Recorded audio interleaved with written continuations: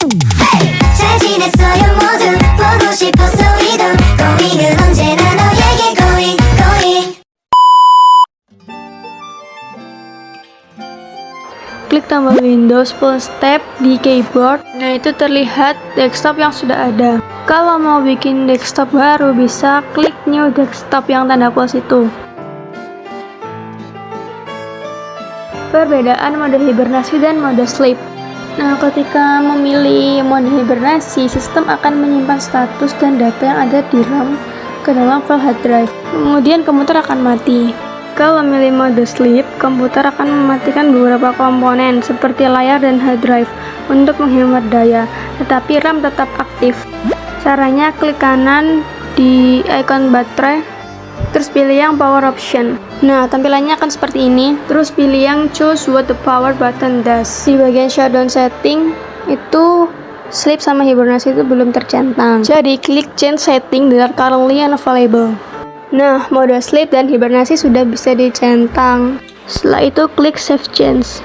Sekarang di menu power sudah ada mode sleep dan hibernasi. Kalau mau mematikan mode tersebut juga sama seperti tadi.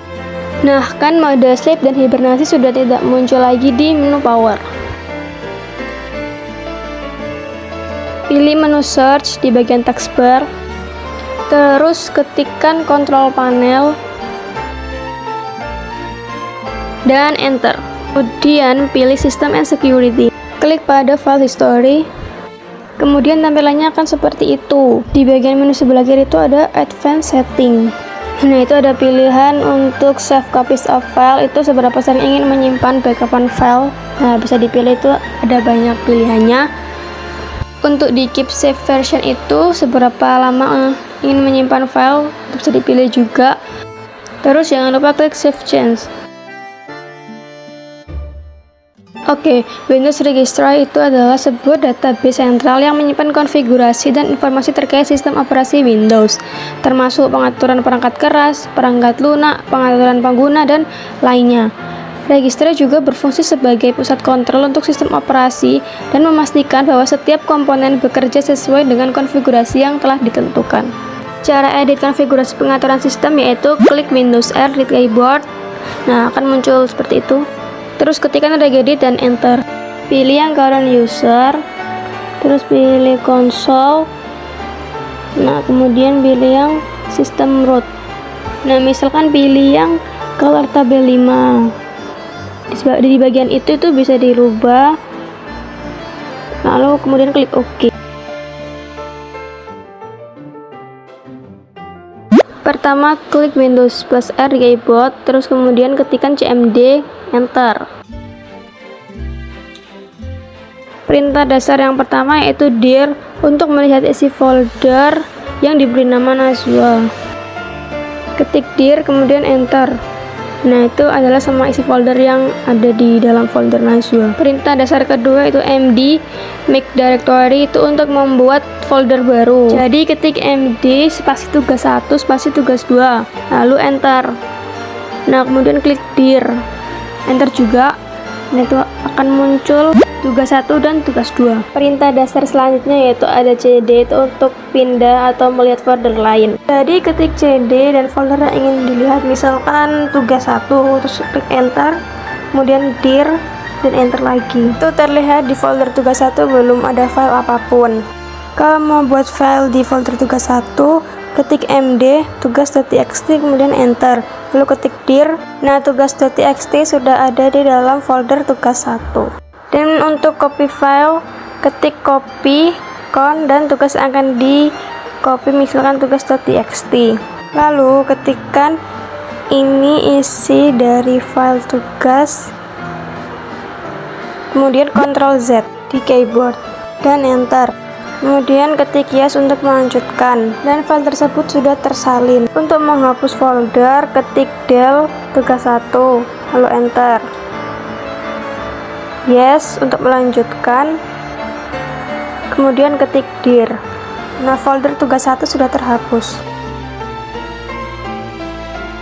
Jadi, Safe Mode adalah mode operasi di Windows yang memulai dengan sistem set konfigurasi minimum. Berfungsi ketika menghadapi masalah sistem yang mungkin disebabkan oleh driver perangkat keras atau perangkat lunak yang tidak kompatibel. Pertama, tekan Windows plus R di keyboard, kemudian ketik msconfig, lalu enter. Di bagian atas, klik boot, terus di boot option itu klik save boot dan minimal. Jika sudah, klik apply dan OK. Tantangan utama dalam pengembangan RTOS adalah menjaga waktu respon yang konsisten, sehingga melibatkan beberapa aspek.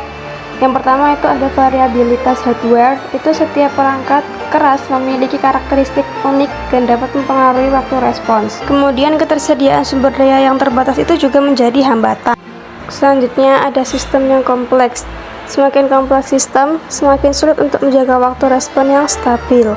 Untuk cara mengatasinya, yang pertama, desain algoritma yang efisien, yaitu pengembang RTOS merancang algoritma yang efisien untuk mengelola sumber daya. Yang kedua, tugas-tugas dipecah menjadi subtugas yang lebih kecil dan ditempatkan di waktu yang sesuai. Yang ketiga, manajemen sumber daya yang cerdas memastikan bahwa tugas yang membutuhkan sumber daya lebih banyak mendapatkan prioritas yang tepat. Misalnya nih, dalam sistem kendaraan otonom. Nah, sistem kendaraan otonom kan mengandalkan sejumlah sensor seperti radar, kamera, dan lainnya. Nah, RTOS dirancang untuk memberikan respon terhadap peristiwa dalam batas waktu tertentu. Kehandalan sistem juga ditingkatkan karena RTOS dapat menjamin bahwa tugas-tugas kritis dilaksanakan sesuai dengan batasan waktu. Peran RTOS dalam mengamankan sistem di dalam dunia yang terus terhubung, keamanan sistem adalah prioritas yang utama, dan RTOS itu berperan sebagai benteng pertahanan yang tangguh dengan menyediakan mekanisme keamanan yang terintegrasi. RTOS mengimplementasikan kontrol akses yang ketat, memastikan bahwa hanya aplikasi atau proses yang diizinkan yang dapat mengakses sumber daya sistem tertentu.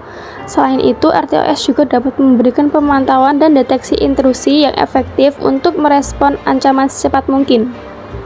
Kemudian ada integritas data. RTOS menggunakan teknik pengamanan data seperti checksum dan hashing untuk memastikan integritas data selama transfer atau penyimpanan.